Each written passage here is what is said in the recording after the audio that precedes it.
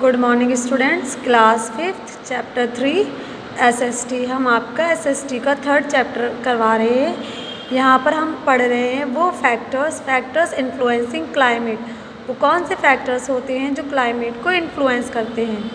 अब हम बात कर रहे हैं एल्टीट्यूड की। The altitude of a place also affect its climate. किसी भी जगह का जो एल्टीट्यूड होता है वो वहाँ के क्लाइमेट को बहुत ज़्यादा प्रभावित या अफेक्ट या मुतासिर करता है। Place situated at lower altitude, जो जगह लोअर एल्टीट्यूड पर बनी होती हैं वो गर्म होती है उन जगहों के मुकाबले में जो हायर एल्टीट्यूड पर सिचुएट करती हैं, लाई करती हैं। प्लेसेस लोकेटेड नियर हिल्स और माउंटेन, वो जगह हैं जो पहाड़ों के करीब होती हैं, वो ज़्यादा ठंडी होती हैं। फॉर एग्ज़ाम्पल जैसे कि हिल स्टेशंस हैं, लाइक शिमला है, कुल्लू मनाली है, धर्मशाला है, ऊटी है, नैनीताल है। ये वो are located in the middle, ये सारी जगह ये सारे हिल स्टेशन मिडिल हिमालयाज़ में हैं।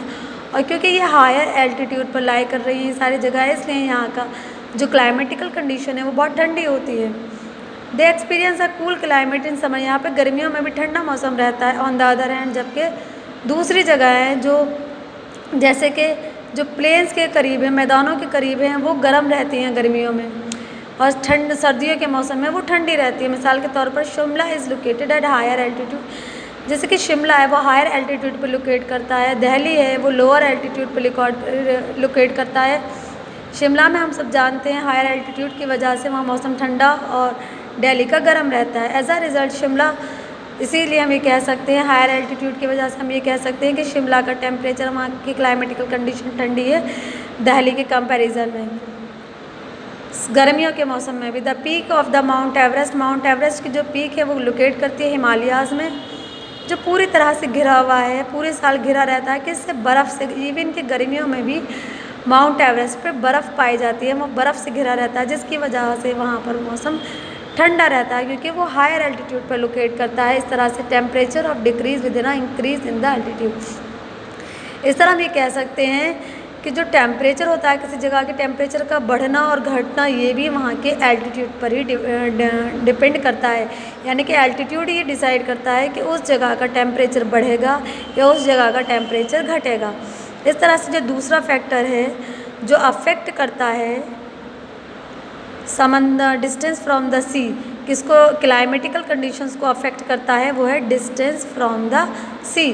The climate of a place, एक जगह का जो मौसम होता है वो वहाँ के समंदर से उस जगह की दूरी कितनी है इससे भी प्रभावित होता है। Places which are situated far away from sea are hotter, जो जगह है समंदर से ज़्यादा दूरी पर होती हैं वो गर्म होती है उन जगहों के मुकाबले जो समंदर से करीब होती है।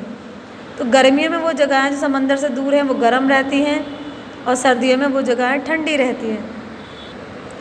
दूसरे शब्दों में भी कह सकते हैं कि वो जगहें जो समंदर के करीब होती हैं वहाँ का जो टेम्परेचर है, वहाँ का जो क्लाइमेट है वो मॉडरेट रहता है गर्मियों में और सर्दियों में, यानी कि दोनों ही मौसम में वहाँ का क्लाइमेटिकल कंडीशन मॉडरेट रहती है, ना ज़्यादा सर्दी पड़ती है और ना ही ज़्यादा गर्मी।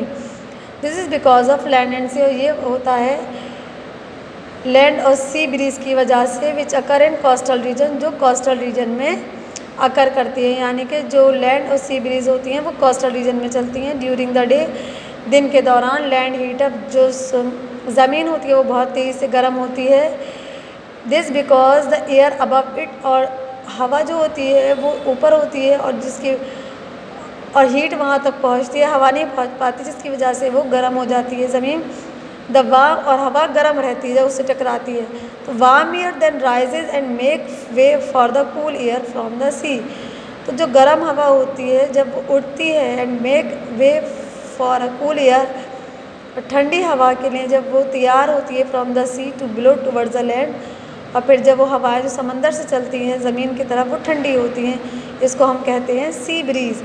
एट द नाइट, रात में, द सी रिमेन वार्म, समंदर गर्म होता रहता है क्योंकि it lose its heat slowly, क्योंकि धीरे धीरे अपनी गर्मी को लूज़ करता है। When compare to the land, जब हम इसको लैंड से कंपेयर करते हैं तो air above the sea warm up, तो जो हवाएं समंदर से ऊपर होती हैं वो उसको गर्म करती हैं।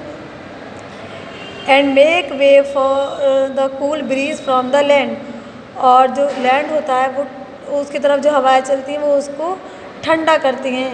इसको हम कहते हैं इसको क्या कहते हैं, यानी कि वो हवाएं जो लैंड को ठंडा करती हैं लैंड ब्रीज, और जो समंदर को ठंडा करती हैं सी ब्रीज कहलाती हैं। मिसाल के तौर पर Mumbai is located near the Arabian sea, जो मुंबई एक जगह है वो अराबियन सी के मुंबई के पास समंदर पाया जाता है जिसका नाम है Arabian sea. It experiences a moderate climate throughout the year. तो हम जानते हैं कि मुंबई का जो क्लाइमेट है वो हमेशा पूरे साल एक जैसा रहता है। The climate in Mumbai is neither too nor too cold. Mumbai का जो मौसम है ना ज़्यादा ठंडा होता है ना ज़्यादा गर्म रहता है, जबकि दिल्ली जो समंदर से दूर है इसलिए वहाँ पर हम देखते हैं कि जो क्लाइमेट बहुत ज़्यादा एक्सट्रीम होता है, गर्मी भी बहुत ज़्यादा पड़ती है और सर्दी भी। तो ये किस वजह से होता है, this is how the distance of a place from the sea affect its climate. Islam के इस तरह हम ये कह सकते हैं कि वो जगहें जो समंदर से दूर होती हैं या वो जो जगहें जो समंदर के पास होती हैं वहाँ का जो क्लाइमेटिकल कंडीशंस होती हैं वो अलग अलग होती हैं, यानी कि किसी भी जगह की समंदर से दूरी जो होती है वो डिसाइड करती है कि वहाँ की क्लाइमेटिकल कंडीशंस कैसी होंगी। ओके, तो आज हमने आपके 2 टॉपिक कवर करवा दिए। नेक्स्ट टॉपिक हम आपका नेक्स्ट वीडियो में करवाएंगे। Thank you very much.